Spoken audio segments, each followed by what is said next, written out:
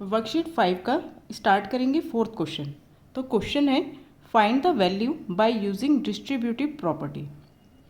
तो first part है 1562 multiply 62 plus 1562 multiply 38।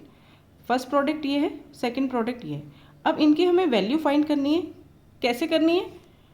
Distributive property का यूज़ करते हुए। तो उसमें क्या करते हैं हम दोनों प्रोडक्ट में कॉमन फैक्टर देखेंगे। तो देखिए 1562 यहाँ पर भी है, इस प्रोडक्ट में भी 1562 है और इस प्रोडक्ट में भी 1562 है। इट मीन्स ये 1562 क्या हुआ, एक कॉमन फैक्टर हुआ। ठीक है, दोनों प्रोडक्ट में एक कॉमन फैक्टर है, दोनों में आ रहा है ना, तो हम इसको कॉमन ले लेंगे 1562। ठीक है, मल्टीप्लाई। अब पहले प्रोडक्ट में क्या बचा 62, देन यहाँ पे प्लस का साइन है तो प्लस लगा दो, और यहाँ से ये 1562 तो कॉमन आ गया था। अब यहाँ पे क्या बचा 38। ओके, अब 1562 मल्टीप्लाई 62 और 38 को सम कर दो।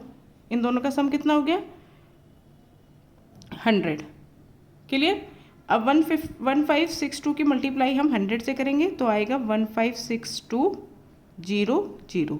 तो क्या आ गया प्रोडक्ट 1,56,200। ओके, देखते नेक्स्ट पार्ट। सेकंड पार्ट में यहाँ पे ये हो गया फर्स्ट प्रोडक्ट, ये हो गया सेकंड प्रोडक्ट और ये हो गया थर्ड। अब इसके साथ देखो 638, इसके साथ कोई नंबर नहीं है तो मैं मल्टीप्लाई 1 लिख देती हूँ। ठीक है, इससे आपको समझना आसान होगा। 1 से मैंने मल्टीप्लाई क्यों करी? क्योंकि किसी भी नंबर की मल्टीप्लाई 1 से करते हैं तो क्या आता है द नंबर इटसेल्फ। तो 638 की मल्टीप्लाई अगर हम 1 से करेंगे तो हमारा 638 ही रहेगा। ठीक है, इसलिए हमने ये 1 लिख दिया यहाँ पर। अब देखिए कि यहाँ पे 3 ये प्रोडक्ट है, तीनों में क्या चीज़ है जो कॉमन है 638। तो 638 कॉमन फैक्टर आ गया। ठीक है, जो तीनों में होता है ना, जैसे दो टर्म्स हैं, दो प्रोडक्ट हैं तो दोनों में हो, यहाँ पे तीन प्रोडक्ट हैं तो तीनों में 638 हमारा कॉमन फैक्टर आ गया। मल्टीप्लाई, अब फर्स्ट टर्म में हमारे पास बचा 176, फिर माइनस का साइन है तो माइनस का लगाओ, फिर सेकंड में बचा 75, फिर माइनस का साइन है माइनस का लगाओ, और यहाँ पे क्या बचेगा 638 तो बाहर आ गया, यहाँ पे बचेगा 1। अगर मैं यहाँ पे 1 ना लिखूँ तो क्या बचेगा, तो भी 1 समझेंगे। ठीक है, जैसे 638 कॉमन आ गया तो जो चीज़ कॉमन आ जाती है फिर इससे हम डिवाइड करते हैं, तो 638 को 638 से डिवाइड करेंगे तो क्या बचता 1 ही बचता। ठीक है, इसलिए मैंने यहाँ पे मल्टीप्लाई 1 लिख दिया ताकि आपको ये ना लगे कि अब यहाँ पे क्या बचेगा। अब आगे देखिए 638,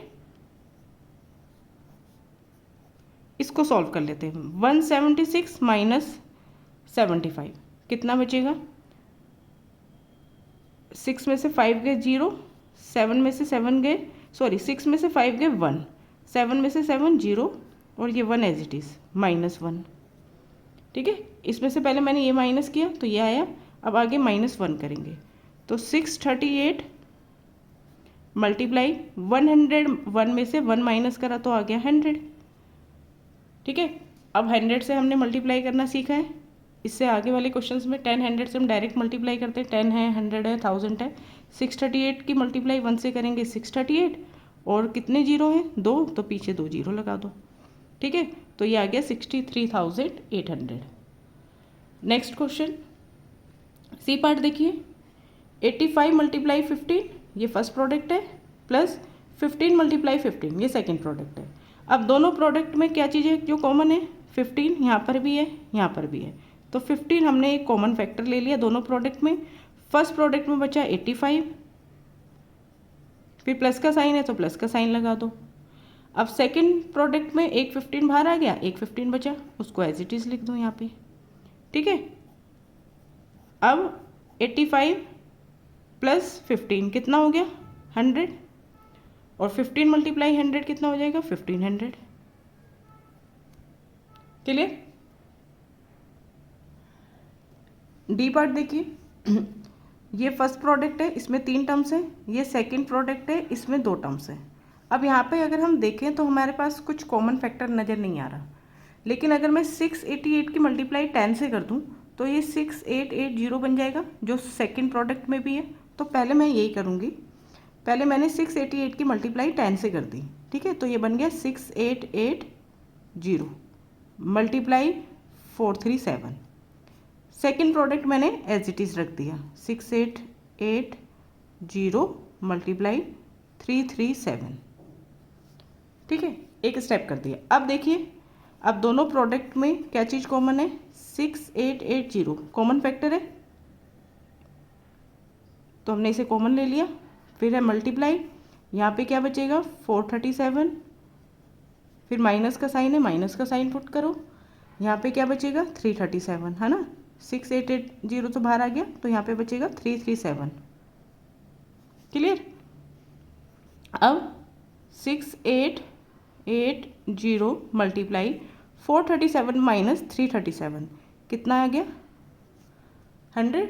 अब 100 से मल्टीप्लाई कर दो, 6880 से मल्टीप्लाई करेंगे तो 6880 ही आएगा, फिर ये 2 जीरो लगा दो, तो कितना आ गया ये 6,88,000। ठीक है, प्रोडक्ट जो है ये सॉल्व करके आ गया हमारा आंसर 6,88,000। Okay, next question. यहाँ पे देखिए, दोनों प्रोडक्ट में 3 टर्म्स हैं, यहाँ पे भी 3 टर्म्स हैं, यहाँ पे भी 3 टर्म्स हैं। अगर आप इन्हें देखेंगे तो इनमें कुछ भी कॉमन नज़र नहीं आ रहा ना। अब आप देखिए 125 की 8 से मल्टीप्लाई कर देते हैं। 125 की 8 से मल्टीप्लाई इसलिए करेंगे क्योंकि मल्टीप्लाई करने पर 1 प्लेस पर 0 आ रहा है ना। इन दोनों की इसलिए नहीं करेंगे।